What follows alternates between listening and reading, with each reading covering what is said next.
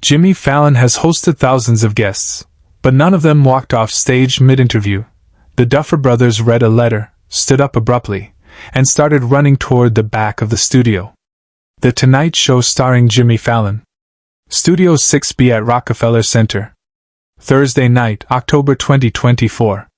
The Duffer Brothers, Matt and Ross, the creative minds behind Stranger Things, were sitting in the guest chairs for what was supposed to be a fun, light-hearted interview about the final season of their show. The audience was packed. 300 people who'd waited hours for tickets. The energy was electric. The roots were on point. Jimmy was in his element, cracking jokes, doing impressions, making Matt and Ross laugh with his signature enthusiasm. Everything was going perfectly. Exactly as scripted. Until the letter appeared. They were about 15 minutes into the interview. Jimmy had just asked about their favorite fan interactions over the years. Ross was in the middle of telling a funny story about a kid dressed as Dustin at Comic-Con when a production assistant walked onto the stage, something that never happens during taping. The PA leaned down to whisper something to one of the producers sitting just off camera. The producer's face changed. He nodded quickly and gestured toward the stage. Jimmy noticed but kept going, professional enough to roll with unexpected interruptions. The PA walked directly to the Duffer Brothers and handed Matt a cream-colored envelope. "Sorry to interrupt," the PA said quietly, though the microphones caught it. "This just arrived. They said it was urgent. For the Duffer Brothers specifically." Matt took the envelope, confused. He glanced at Jimmy, who shrugged with an expression that clearly said this wasn't planned. The audience chuckled nervously, unsure if this was part of the show. Matt opened the envelope and pulled out a handwritten letter. 2 pages, written in careful script on lined notebook paper. He held it so Ross could see it too, and they both started reading. The studio watched. Cameras stayed locked on them. Jimmy leaned back in his chair, giving them space, assuming this was some kind of fan letter that would lead to a sweet moment. But as the Duffer Brothers read, their expressions changed. Matt's hand started trembling. Ross put his hand on his brother's shoulder. By the time they reached the 3rd paragraph, Matt's eyes were glistening with tears. Then both brothers stood up. Abruptly. Simultaneously. "We're sorry," Matt said, his voice thick with emotion, looking at Jimmy but barely seeing him. We have to." He didn't finish the sentence. Both brothers turned and walked off stage. Not a casual walk. They were moving with purpose, with urgency, heading toward the back of the studio where the audience entrance was located. Jimmy sat frozen at his desk, his smile gone, replaced by genuine confusion and concern. "Wait, what? Guys? What's happening?" Jimmy stopped mid-joke. The entire studio froze. The audience didn't know whether to laugh or stay silent. The Roots looked at each other uncertainly. Questlove lowered his drumsticks. The cameras kept rolling because nobody knew what else to do. Jimmy stood up from his desk, breaking his own protocol, and called out toward the departing brothers. "Matt! Ross! Is everything okay?" They were already at the back of the studio, near the doors where audience members had entered hours earlier. A security guard stepped aside, confused. Matt was still holding the letter, and he was looking around the audience seating area like he was searching for someone. Jimmy made a split-second decision. He stepped out from behind his desk and walked toward the audience section, microphones still in hand. "Folks, I genuinely have no idea what's happening right now. This is not part of the show. Are they okay? Did someone?" And then Matt Duffer found who he was looking for. In the back row of the studio audience, in the last seat by the aisle, sat a teenage boy. Maybe 16 or 17 years old. Thin. Pale. Wearing a Stranger Things baseball cap pulled low. He had his hands clasped in his lap, and when Matt's eyes locked onto him, the boy's face crumpled and he started crying. Matt walked straight to him. Ross followed. The entire studio turned in their seats to watch. Matt crouched down in front of the boy's seat. "Are you Daniel?" he asked, his voice barely steady. The boy nodded, unable to speak. You wrote this letter? Another nod. Tears streaming down the boy's face. Matt held up the letter. Is everything you wrote here true? The boy whispered something the microphones couldn't catch. But Matt heard it. And whatever the boy said made Matt pull him into a tight embrace right there in the back row of the Tonight Show studio. The audience gasped. Then started crying. Jimmy stood in the aisle about 20 feet away, his microphone lowered, watching this unfold with no idea what was happening but understanding that something profound was taking place. Ross was crying too, one hand on his brother's back, one hand on the boy's shoulder. And then Jimmy did something that would define this moment. Instead of trying to regain control of his show, instead of going to commercial, instead of treating this as a disruption, he walked up the aisle toward them. Can someone please tell me what's going on? Jimmy asked gently, not demanding, just wanting to understand. Matt pulled back from the embrace but kept his hands on Daniel's shoulders. He looked at Jimmy, then at the audience, then at the cameras still rolling. This is Daniel, Matt said, his voice shaking. He's 17 years old. And the letter he wrote. Jimmy, he's been watching Stranger Things from a hospital bed for the past 3 years. He has leukemia. The studio went completely silent. The kind of silence that feels heavy, that presses against your chest. He's been in treatment since he was 14, Matt continued. And he wrote to tell us that our show, that the characters, the story, it's been the thing that got him through his worst days. Through chemotherapy.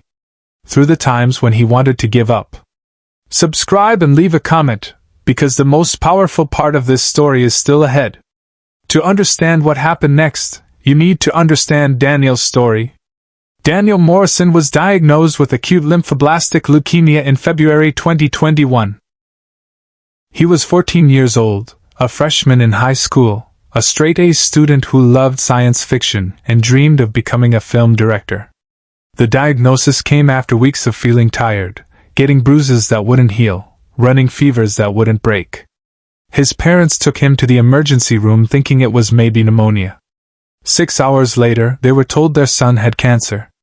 The treatment was brutal. Chemotherapy that made him so sick he could barely lift his head. Weeks in the hospital. Missing his entire freshman year of school. Watching his hair fall out. Feeling his body betray him in ways no teenager should ever experience. His parents tried everything to keep his spirits up. His little sister made him cards. His friends visited when they could. But Daniel was sinking into a depression that scared everyone who loved him. Then, during one particularly bad week in the hospital, stuck in a room with needles in his arms, nausea so severe he couldn't eat, fear so deep he couldn't sleep, a nurse named Patricia noticed he had a poster of E.T. on his wall. You like sci-fi? She asked. Daniel nodded weakly. Have you seen Stranger Things? He hadn't. He'd heard about it but never watched it. Patricia brought her iPad the next day with the first season downloaded. Try it, she said. It might help. Daniel started watching because there was nothing else to do. But by the end of the first episode, something shifted. The kids on screen, Mike, Dustin, Lucas, Will, 11, they were his age when the show started. They were dealing with impossible situations. They were scared but they kept going. They found strength in their friendship. Daniel binge-watched the entire first season in 2 days. Then the second. Then the third. He watched every episode multiple times, analyzing the cinematography, the writing, the way the Duffer Brothers built suspense and emotion. The show became his escape. When the chemo made him feel like he was dying, he'd watch 11 fight the Demogorgon and remember that people could be stronger than they believed. When he felt alone, he'd watch the friendship between the kids and remember what he was fighting to get back to. He made it through treatment. The cancer went into remission. He started his sophomore year late, but he started. He joined the film club. He started making short films on his phone. But cancer doesn't always stay gone. In April 2023, just as Daniel was starting to feel normal again, the leukemia came back. Relapsed. The word that every cancer patient fears. The second round of treatment was even harder. More aggressive chemotherapy. Radiation. A bone marrow transplant that nearly killed him. Months in isolation where he couldn't see his friends, couldn't go to school, couldn't do anything except exist in a hospital room and try to survive.